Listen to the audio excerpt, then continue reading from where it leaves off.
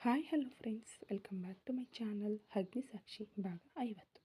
ಈಗ ಈ ಅನೌನ್ಸ್ಮೆಂಟ್ ಕೊಡದಿದ್ದರೆ ಏನು ಮುಳುಗಿ ಹೋಗುತ್ತಿತ್ತೋ. ಕೆಲವು ದಿನಗಳಾದರೆ ಆದಿ ಕಾವ್ಯಾಳನ್ನು ಮದುವೆಯಾಗುತ್ತಿದ್ದ. ಈಗ ನೀವು ಮಾಡಿದ ಈ ಕೆಲಸದಿಂದ ನನ್ನ ಸೊಸೆ ಕಾವ್ಯ ಆದಿಗೆ ಎರಡನೇ ಹೆಂಡತಿಯಾಗಿ ಎಲ್ಲರಿಗೂ ಪರಿಚಯವಾಗುತ್ತಾಳೆ ಎಂದು ಗಂಡನನ್ನು ಬೈದುಕೊಳ್ಳುತ್ತಾಳೆ. ಆದಿ ಕೂಡ ಅವರೊಂದಿಗೆ ಸ್ವಲ್ಪ ಹೊತ್ತು ಸ್ಟೇಜ್ ಮೇಲೆ ಸ್ಪೀಚ್ ಕೊಟ್ಟು ಆಮೇಲೆ ಗಾನವಿಯನ್ನು ಕರೆದುಕೊಂಡು ಕೆಳಗೆ ಇಳಿಯುತ್ತಿದ್ದಂತೆಯೇ ಎಲ್ಲರೂ ಅವರಿಬ್ಬರನ್ನು ಒಮ್ಮೆಲೆ ಸುತ್ತುವರೆದು ಕಂಗ್ರಾಟ್ಸ್ ಹೇಳುತ್ತಿದ್ದರೆ ಗಾನವಿಗೆ ಇನ್ನೂ ಭಯ ಮತ್ತು ಅಳುಕು ಕಡಿಮೆಯಾಗುವುದಿಲ್ಲ. ಆದಿ ಗಾನವಿಯ ಪರಿಸ್ಥಿತಿ ನೋಡಿ ಎಲ್ಲಿಯೂ ಅವಳನ್ನು ಬಿಡದೆ ಅವಳ ಕೈ ಹಿಡಿದುಕೊಂಡೇ ಇರುತ್ತಾನೆ. ಕಂಗ್ರಾಟ್ಸ್ ಹೇಳುತ್ತಿರುವ ಎಲ್ಲರಿಗೂ ತುಂಬ ತಾಳ್ಮೆಯಿಂದ ಉತ್ತರಿಸಿ, ಗಾನವಿ ಇನ್ನೂ ಅಲ್ಲೇ ಇದ್ದರೆ ಮತ್ತಷ್ಟು ಟೆನ್ಷನ್ ಆಗುತ್ತಾಳೆಂದು ಎಕ್ಸ್ಕ್ಯೂಸ್ ಮೀ ಎಂದು ಅವರೆಲ್ಲರನ್ನು ಬದಿಗೆ ಸರಿಸಿ ಗಾನವಿಯನ್ನು ಅಲ್ಲಿಂದ ಕರೆದುಕೊಂಡು ಹೋಗುತ್ತಾನೆ.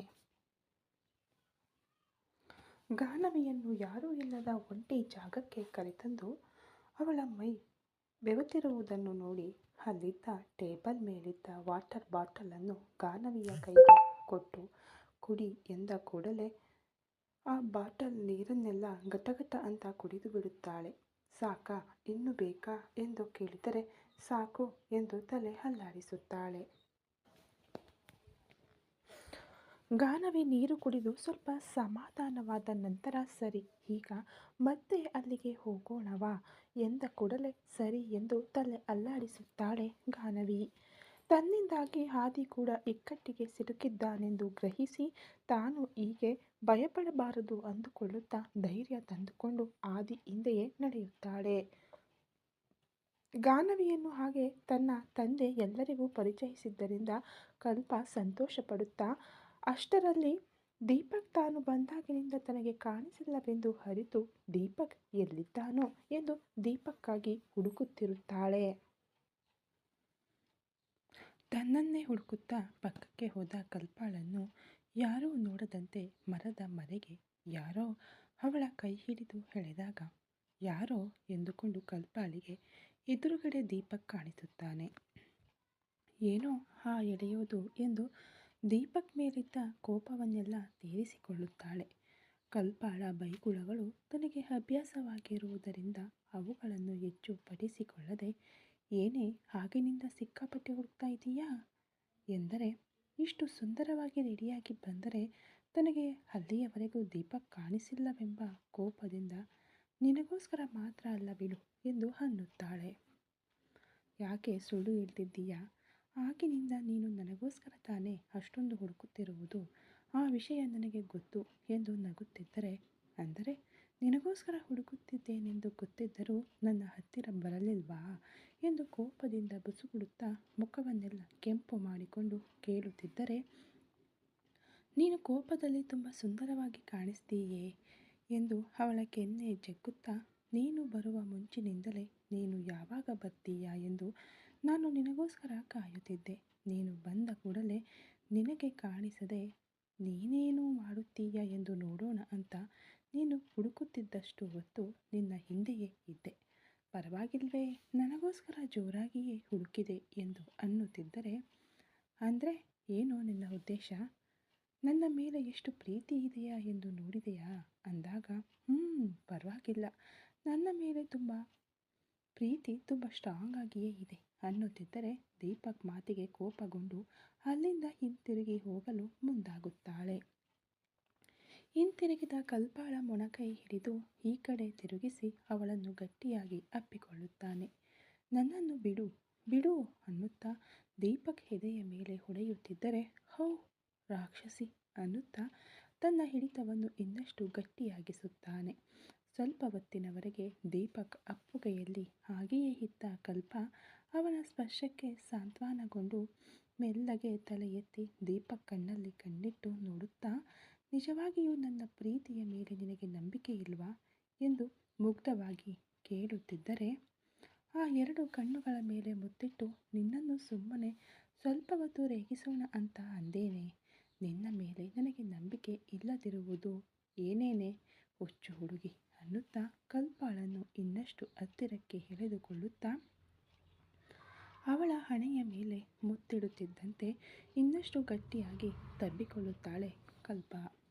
ಕಲ್ಪ ಸ್ವಲ್ಪ ಶಾಂತಳಾದಳು ಎಂದ ಮೇಲೆ ಅವಳನ್ನು ಸ್ವಲ್ಪ ತನ್ನಿಂದ ದೂರ ಮಾಡಿ ಕಲ್ಪಾಳನ್ನು ಮೇಲಿನಿಂದ ಕೆಳಗಿನವರೆಗೆ ನೋಡುತ್ತಾ ತುಂಬ ಚೆನ್ನಾಗಿದ್ದೀಯ ಎಂದು ಒಂದು ಕೈಯಿಂದ ಅವಳ ಹಣೆಯ ಮೇಲಿನಿಂದ ಮುಂದಕ್ಕೆ ಬೀಳುತ್ತಿದ್ದ ಮುಂಗುರುಳನ್ನು ಅವಳ ಕಿವಿಯ ಹಿಂದೆ ಸರಿಪಡಿಸುತ್ತಾ ಕಲ್ಪಾಳ ಕಣ್ಣುಗಳಲ್ಲಿ ನೇರವಾಗಿ ನೋಡುತ್ತಿದ್ದರೆ ದೀಪಕ್ ಮಾತಿಗೆ ನಾಚಿಕೆಯಿಂದ ಮುದುಡಿಕೊಳ್ಳುತ್ತಾಳೆ ಕಲ್ಪ. ಸ್ವಲ್ಪ ಹೊತ್ತಿಗೆ ಮತ್ತೆ ಕಣ್ಣು ಮೇಲೆತ್ತಿ ನೋಡುತ್ತಾ ದೀಪಕ್ ಇನ್ನೂ ಹಾಗೆಯೇ ನೋಡುತ್ತಿದ್ದರೆ, ಏನೋ ಆ ನೋಟ, ತಿಂದು ಬಿಡುವ ಹಾಗೆ ನೋಡ್ತಾ ಇದ್ದೀಯಾ ಎಂದು ಕೇಳುತ್ತಿದ್ದರೆ, ಅಷ್ಟು ಚೆನ್ನಾಗಿದ್ದೀಯ ಮತ್ತೆ ಅನ್ನುತ್ತಾ ಮುಂದಕ್ಕೆ ಬಾಗಿ ಅವಳ ತುಟಿಗಳನ್ನು ಚುಂಬಿಸಲು ಹೋಗುತ್ತಿದ್ದರೆ ದೀಪಕ್ನನ್ನು ದೂರ ತಳ್ಳಿ, ನನ್ನನ್ನೇ ಕಾಡಿಸ್ತೀಯಾ, ನಿನಗೆ ಮುದ್ದು ಕ್ಯಾನ್ಸಲ್ ಅನ್ನುತ್ತಾ ಅಲ್ಲಿಂದ ಓಡುತ್ತಾ ದೀಪಕ್ನನ್ನು ಹಣಕ್ಕೆ ಸುತ್ತ ಮತ್ತೆ ಜನರ ಗುಂಪಿಗೆ ಹೋಗಿಬಿಡುತ್ತಾಳೆ ಕಲ್ಪ. ಛೆ, ಅನಾವಶ್ಯಕವಾಗಿ ಅವಳನ್ನು ರೇಗಿಸಿ ನನ್ನ ಮುತ್ತಿಗೆ ನಾನೇ ಕಲ್ಲು ಹಾಕಿಕೊಂಡೆ. ನನಗೆ ನಿಜವಾಗಿಯೂ ಬುದ್ಧಿ ಇಲ್ಲ. ಅವಳ ಬಗ್ಗೆ ಗೊತ್ತಿದ್ದರೂ ಹೀಗೆ ವರ್ತಿಸಿದೆ ಎಂದು ತನ್ನನ್ನು ತಾನೇ ಸ್ವಲ್ಪ ಹೊತ್ತು ಬೈದುಕೊಂಡು ತಾನೂ ಕೂಡ ಪಾರ್ಟಿ ನಡೆಯುವ ಜಾಗಕ್ಕೆ ಹೊರಟು ಹೋಗುತ್ತಾನೆ. ಪಾರ್ಟಿಗೆ ಬಂದಾಗಿನಿಂದ ಅಜಯ್ ಎಲ್ಲಿದ್ದಾನೋ ಎಂದು ಅಜಯ್ಗಾಗಿ ಸಿಕ್ಕಾಪಟ್ಟೆ ಹುಡುಕುತ್ತಿರುತ್ತಾಳೆ ಶಾಂಭವಿ. ಆಗಲೇ ಬಂದು ತುಂಬ ಹೊತ್ತಾದರೂ ಇನ್ನೂ ಅಜಯ್ ಕಾಣಿಸದಿರುವಾಗ ತಡೆಯಲಾರದೆ ಪಕ್ಕಕ್ಕೆ ಹೋಗಿ ಅಜಯ್ ಫೋನ್ ನಂಬರ್ಗೆ ಫೋನ್ ಮಾಡುತ್ತಿರುತ್ತಾಳೆ. ಎಷ್ಟು ಸಲ ಫೋನ್ ಮಾಡಿದರೂ ಅಜಯ್ ಫೋನ್ ರಿಂಗ್ ಆಗುತ್ತದೆ, ಆದರೆ ಅವನು ಮಾತ್ರ ಲಿಫ್ಟ್ ಮಾಡುತ್ತಿಲ್ಲ. ಇನ್ನು ಅಸಹನೆಯಿಂದ ಎಲ್ಲಿ ಸತ್ತನೋ ಇವನು, ಅಸಲು ಬಂದಿದ್ದಾನೋ ಇಲ್ವೋ ಎಂದು ಬೈದುಕೊಳ್ಳುತ್ತಿದ್ದರೆ ಅಷ್ಟರಲ್ಲಿ ಕೂಲ್ ಡ್ರಿಂಕ್ ಸರ್ವ್ ಮಾಡುತ್ತಾ ಬಂದ ಸರ್ವರ್ ಕೂಲ್ ಡ್ರಿಂಕ್ ಮೇಡಮ್ ಅನ್ನುತ್ತಿದ್ದರೆ ಆಗಲೇ ಅಜಯ್ ಮೇಲಿದ್ದ ಕೋಪ ತಾರಕಕ್ಕೇರಲು, ಆ ಕೋಪದಿಂದ ಈಗ ನಿನ್ನ ಡ್ರಿಂಕ್ ಯಾರಿಗೆ ಬೇಕೋ, ನಾನು ಮೊದಲೇ ಇಂಪಾರ್ಟೆಂಟ್ ಕೆಲಸದಲ್ಲಿದ್ದೀನಿ ಎಂದು ಅಂದುಕೊಳ್ಳುತ್ತಾ ನೋ ಥ್ಯಾಂಕ್ಸ್ ಅನ್ನುತ್ತಾಳೆ. ಒಂದು ಸಲ ನೋಡಿ ಮೇಡಮ್, ನಿಮಗೆ ಇಷ್ಟವಾಗುತ್ತದೆ ಅನ್ನುತ್ತಿದ್ದರೆ, ಏನು ಇವನು ಇಷ್ಟೊಂದು ಕಾಡಿಸುತ್ತಿದ್ದಾನೆ ಎಂದು ಎದುರು ನೋಡಿದ ಅವಳಿಗೆ ಅಜಯ್ ಕಾಣಿಸಿದ್ದರಿಂದ, ಓಹೋ ನೀನೇನಾ, ಬಂದ್ಬಿಟ್ಯಾ, ಆಗಿನಿಂದ ಎಷ್ಟು ಸಲ ಫೋನ್ ಮಾಡ್ತಿದ್ದೀನಿ, ಲಿಫ್ಟ್ ಮಾಡ್ತಿಲ್ವೇನೋ ಎಂದು ಕೋಪದಿಂದ ಕೇಳುತ್ತಿದ್ದರೆ, ಈ ಜನರ ಗದ್ದಲದಲ್ಲಿ ನನಗೆ ಕೇಳಿಸಲಿಲ್ಲ ಮೇಡಮ್ ಎಂದು ಮರ್ಯಾದೆಯಿಂದ ಹೇಳುತ್ತಾ, ನಾನು ಕೂಡ ಆಗ್ನಿಂದ ನಿಮಗೋಸ್ಕರನೇ ನೋಡ್ತಿದ್ದೆ ಅನ್ನುತ್ತಾ, ನೀವೇ ತಾನೇ ಮೇಡಮ್ ನನ್ನನ್ನು ಯಾರೂ ಗುರುತು ಹಿಡಿಯದಂತೆ ಬರಲು ಹೇಳಿದ್ದು, ಅದಕ್ಕೆ ಈ ಸರ್ವರ್ ವೇಷದಲ್ಲಿ ಬಂದೆ ಎಂದ ಕೂಡಲೇ ಒಳ್ಳೆ ಕೆಲಸ ಮಾಡಿದೆ. ಈಗಾದರೆ ಯಾರಿಗೆ ನಿನ್ನ ಮೇಲೆ ಅನುಮಾನ ಬರುವುದಿಲ್ಲ. ಟೈಮ್ ನೋಡಿಕೊಂಡು ಗಾನವಿ ಹತ್ತಿರ ಹೋಗು, ನಾನು ಹೇಳಿದ ಹಾಗೆ ಹೇಳು ಎಂದ ಕೂಡಲೇ ಸರಿ ಮೇಡಮ್, ನಾನು ಬಂದಿದ್ದೀನಿ ಅಂತ ನಿಮಗೆ ತಿಳಿಸಲು ನಿಮ್ಮ ಮುಂದೆ ಬಂದೆ, ಇನ್ನೂ ಬರ್ತೀನಿ ಎಂದು ಅಲ್ಲಿಂದ ಹೊರಟು ಹೋಗುತ್ತಾನೆ ಅಜಯ್. ಗಾನವಿ ಯಾವಾಗ ಒಂಟಿಯಾಗಿ ಸಿಗುತ್ತಾಳೋ ಎಂದು ಅಜಯ್ ನೋಡುತ್ತಿದ್ದರೂ, ಆದಿಯಾಗಲಿ ಕಲ್ಪ ಆಗಲಿ ಯಾರಾದರೂ ಒಬ್ಬರು ಯಾವಾಗಲೂ ಗಾನವಿಗೆ ಜೊತೆಯಾಗಿಯೇ ಇರುತ್ತಿದ್ದಾರೆ. ಯಾವಾಗ ನೋಡಿದರೂ ಯಾರಾದರೂ ಒಬ್ಬರು ಅವಳ ಹಿಂದೆಯೇ ಇದ್ದಾರೆ. ಹೀಗಾದರೆ ನನ್ನ ಪ್ಲ್ಯಾನ್ ಹೇಗೆ ಸಕ್ಸಸ್ ಆಗುತ್ತದೆ ಅಂದುಕೊಳ್ಳುತ್ತಾ ಯಾರೂ ಇಲ್ಲದ ಸಮಯಕ್ಕಾಗಿ ಕಾಯುತ್ತಿರುತ್ತಾನೆ. ಮನೆಯಲ್ಲಿ ಮಾಮೂಲಿಯಾಗಿ ಇದ್ದಾಗಲೇ ಗಾನವಿಯನ್ನು ತಿಂದು ಬಿಡುವ ಹಾಗೆ ನೋಡಿದ್ದ ಆ ಫಾರಿನರ್ ಇವತ್ತು ಗಾನವಿ ಇನ್ನೂ ಸುಂದರವಾಗಿ ಕಾಣುತ್ತಿದ್ದರೆ ಗಾನವಿಯನ್ನು ನೋಡುತ್ತಾ ಹೇಗಾದರೂ ಅವಳನ್ನು ದಕ್ಕಿಸಿಕೊಳ್ಳಬೇಕೆಂದುಕೊಳ್ಳುತ್ತಾ ಸ್ಟೆಲ್ಲಾಗಾಗಿ ನೋಡುತ್ತಿರುತ್ತಾನೆ. ಯಾಕೆಂದರೆ ಆ ಫಾರಿನರ್ಗೆ ಸ್ಟೆಲ್ಲಾ ಪ್ರಾಮಿಸ್ ಮಾಡಿದ್ದಳು, ಹೇಗಾದರೂ ಇವತ್ತು ಗಾನವಿಯನ್ನು ಅವನ ಹತ್ತಿರ ಕಳುಹಿಸುತ್ತೇನೆಂದು. ಅದಕ್ಕೋಸ್ಕರ ಏನೋ ಪ್ಲ್ಯಾನ್ ಕೂಡ ಮಾಡಿದ್ದೀನಿ ಎಂದು ಹೇಳಿದ್ದಳು.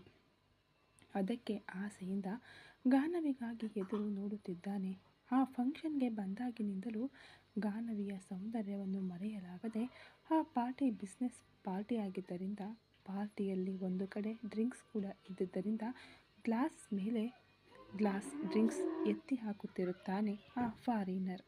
ಆಗಲೇ ತುಂಬ ಕುಡಿದಿದ್ದರಿಂದ ಮತ್ತೇನಿರುವ ಆ ಫಾರಿನರ್ಗೆ ಯಾವ ಕಡೆ ನೋಡಿದರೂ ಗಾನವಿಯ ಸುಂದರ ರೂಪವೇ ಕಾಣುತ್ತಿದ್ದರೆ ಸ್ಟೆಲ್ಲಾ ಹತ್ತಿರ ಹೋಗಿ ಇನ್ನೂ ಎಷ್ಟು ಹೊತ್ತು ಗಾನವಿಯನ್ನು ನನ್ನ ಹತ್ತಿರ ಕಳುಹಿಸು ಎಂದು ಸ್ಟೆಲ್ಲಾ ಜೊತೆ ವಾದಕ್ಕೆ ಇಳಿಯುತ್ತಿದ್ದರೆ ಅಲ್ಲಿಂದ ಆ ಫಾರಿನರ್ ಕೈ ಹಿಡಿದು ಒಂದು ಕಡೆಗೆ ಎಳೆದುಕೊಂಡು ಹೋಗುತ್ತಾಳೆ ಸ್ಟೆಲ್ಲಾ. ಏನಿದು ಮಿಸ್ಟರ್, ನೀನು ಹೀಗೆ ಗಲಾಟೆ ಮಾಡಿದರೆ ನಾನು ನಿನಗೆ ಗಾನವಿಯನ್ನು ಒಪ್ಪಿಸುತ್ತೇನೆಂಬ ವಿಷಯ ಎಲ್ಲರಿಗೂ ತಿಳಿದು ಬಿಡುತ್ತದೆ. ಆಗ ನಿನಗೆ ಗಾನವಿ ಸಿಗುವುದಿಲ್ಲ. ಅಷ್ಟೇ ಅಲ್ಲ, ಗಾನವಿ ಮೇಲೆ ಕಣ್ಣು ಹಾಕಿದ್ದೀಯ ಅಂತ ಗೊತ್ತಾದರೆ ಆದಿ ನಿನ್ನ ಮೂಳೆ ಮುರಿದು ಹಾಕುತ್ತಾನೆ. ಅದಕ್ಕೆ ಸ್ವಲ್ಪ ಬಾಯಿ ಕಂಟ್ರೋಲ್ನಲ್ಲಿ ಇಟ್ಟುಕೊಂಡು ಮಾತನಾಡು. ಈಗಾಗಲೇ ಮತ್ತೇರಿ ಮೈಮರೆತಿದ್ದೀಯ. ನೀನು ಹೋಗಿ ನಿನ್ನ ರೂಮ್ನಲ್ಲಿ ರೆಸ್ಟ್ ತಗೋ. ಗಾನವಿಯನ್ನು ಹೇಗಾದರೂ ಮರಳು ಮಾಡಿ ಆ ರೂಮ್ಗೆ ಕಳುಹಿಸುತ್ತೇನೆ ಎಂದು ಆ ಫಾರಿನರ್ ಅಲರ್ಟ್ ಮಾಡಿದ್ದ ಅವನ ರೂಮ್ಗೆ ಕಳುಹಿಸುತ್ತಾಳೆ ಸ್ಟೆಲ್ಲಾ. ಸರಿ, ನಾನು ನನ್ನ ರೂಮ್ಗೆ ಹೊರಟು ಹೋಗುತ್ತೇನೆ. ಆದರೆ ನೀನು ಗಾನವಿಯನ್ನು ಬೇಗ ಕಳುಹಿಸು. ಇನ್ನು ತಡ ಮಾಡಬೇಡ. ಇವತ್ತು ಗಾನವಿಯನ್ನು ನೋಡಿದಾಗಿನಿಂದ ಗಾನವಿಯ ಮೇಲಿನ ನನ್ನ ಆಸೆ ಇನ್ನಷ್ಟು ಹೆಚ್ಚಾಗಿದೆ. ಯಾವಾಗ ಅವಳನ್ನು ಸ್ವಂತ ಮಾಡಿಕೊಳ್ಳಲಿ ಎಂಬ ಆಸೆ ಉಂಟಾಗುತ್ತಿದೆ. ಇನ್ನೂ ಹೆಚ್ಚು ಸಮಯ ನಾನು ಕಾಯಲಾರೆ. ಬೇಗ ಕಳುಹಿಸು ಎಂದು ಸ್ಟೆಲ್ಲಾಳ ಬಲವಂತದ ಮೇಲೆ ರೂಮ್ಗೆ ಹೊರಟು ಹೋಗುತ್ತಾನೆ ಆ ಫಾರಿನರ್. ಇವನೊಬ್ಬ ಗಾನವಿಯನ್ನು ಆದಿಯಿಂದ ದೂರ ಮಾಡಬೇಕೆಂದು ಇವನನ್ನು ಬಳಸಿಕೊಳ್ಳೋಣ ಎಂದು ನೋಡಿದರೆ ಇವನು ನನ್ನ ಪ್ರಾಣ ತೆಗೆಯುತ್ತಿದ್ದಾನೆ ಎಂದು ಅವನನ್ನು ಬೈದುಕೊಳ್ಳುತ್ತಾ ಗಾನವಿ ಒಂಟಿಯಾಗಿ ಸಿಗುವುದಕ್ಕಾಗಿ ಎದುರು ನೋಡುತ್ತಿರುತ್ತಾಳೆ ಸ್ಟೆಲ್ಲಾ. ಈ ಕತೆ ಇನ್ನು ಮುಂದುವರಿಯುವುದು. ದಯವಿಟ್ಟು ಸ್ಟೋರಿ ಇಷ್ಟ ಆಗ್ತಾ ಇದ್ದರೆ ಲೈಕ್ ಮಾಡಿ, ಶೇರ್ ಮಾಡಿ, ಕಮೆಂಟ್ ಮಾಡಿ, ಹಾಗೆ ಸಬ್ಸ್ಕ್ರೈಬ್ ಮಾಡಿಕೊಂಡು ವಿಡಿಯೋ ನೋಡಿ. Thank you so much.